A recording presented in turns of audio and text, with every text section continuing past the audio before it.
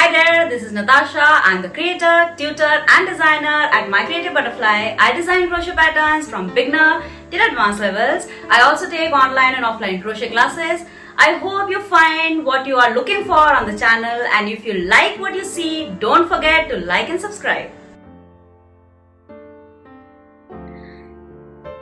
So in today's tutorial, I'll show you how to do this beautiful linen stitch or moss crochet stitch. This is a beginner friendly stitch and it is very easy to do. It is a perfect stitch for doing a scarf or a blanket or afghan. This is not very stretchy as the usual crochet stitches. It will stretch vertically a lot, but it does not stretch much horizontally. So it makes the perfect stitch for a blanket or for a scarf. So let us see how to do this. So the material that I am using is a bulky weight yarn.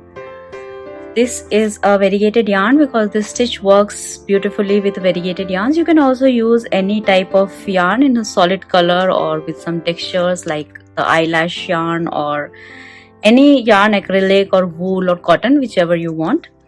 With this I am using a 7 mm crochet hook. The yarn actually requires a 6 mm, but I am going 2 sizes up because I like my crochet to be slightly loose and flexible. So let us get started. So to begin with, just do any number of even number of stitches. So for this demonstration, I'll just do 12 to show you how the stitch is actually worked. 1, 2, 3, 4, 5,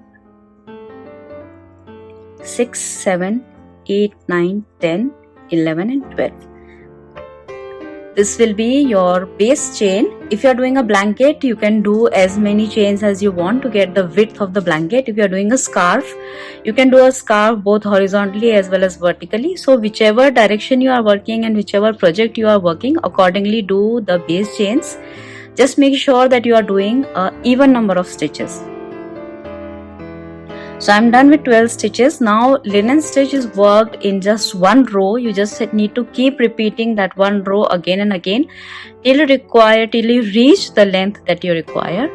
So I'm just going to skip the first chain from the hook and I'll do a single crochet in the second chain. Now do a chain 1, skip the next chain and do a single crochet in the next chain. Again do a chain 1, skip the next one, single crochet in the next chain. Just keep repeating this till the end of the row, that is chain 1, skip 1 stitch, single crochet in the next chain. Chain 1, again skip 1, single crochet in the next chain. Chain 1, skip 1 and single crochet in the last chain. So this is your first row of the linen stitch. I just need to keep on repeating the same row again and again. So I'm just going to do a chain 1 and turn the work over. I'm not going to work in the first single crochet here. Go in the second one and do a single crochet. Again chain 1, skip the next single crochet, do a single crochet in the chain 1 space. So what we are doing basically, we are just going to be doing single crochets in the one chain gap. We are not going to do single crochets on the single crochets. So repeat the same thing, chain 1, single crochet in the next gap, chain 1, single crochet in the next gap, chain 1, again a single crochet in the next gap, chain 1, and now do a single crochet in this chain, the first chain that we had left on the foundation chain. So the last single crochet of every row will be worked on the chain 1, that is this chain, the first chain 1 that we did for turning. Every last single crochet will be worked in that.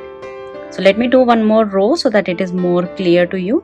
So do a chain 1, turn the work over, don't work in the first single crochet, skip it, do a single crochet in the first chain 1 gap, chain 1, again a single crochet in the next chain 1 gap. We are going to keep skipping the single crochets.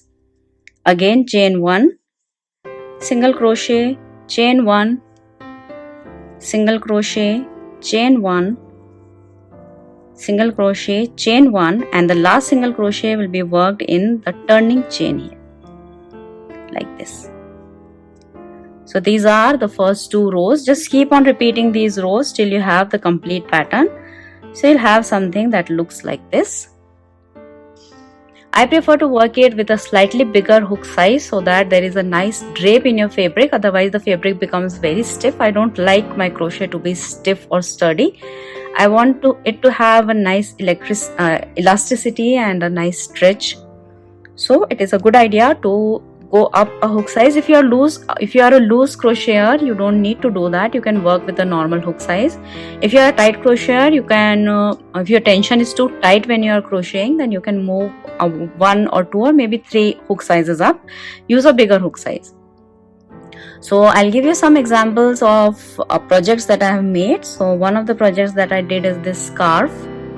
This again is a variegated yarn, but the thread changes color after a very long length. So I'm just getting, in this one I just got big blocks of color. Like this, you can see these are shades of gray. So like this, you can use this stitch for many number of different projects, like as I discussed before, blankets, scarves and such.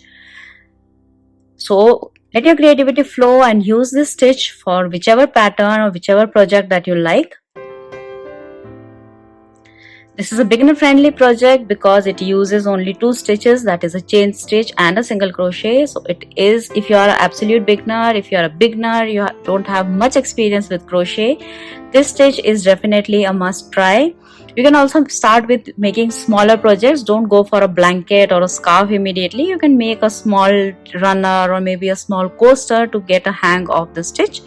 So this is a beginner friendly stitch, but I am an advanced crocheter and I still enjoy doing this stitch because it is a no-brainer. You don't need to remember any pattern. You can just sit in front of the TV, or I can just relax and keep on doing the stitch, and my project is done in no time. I hope you enjoyed the tutorial and thank you so much for watching.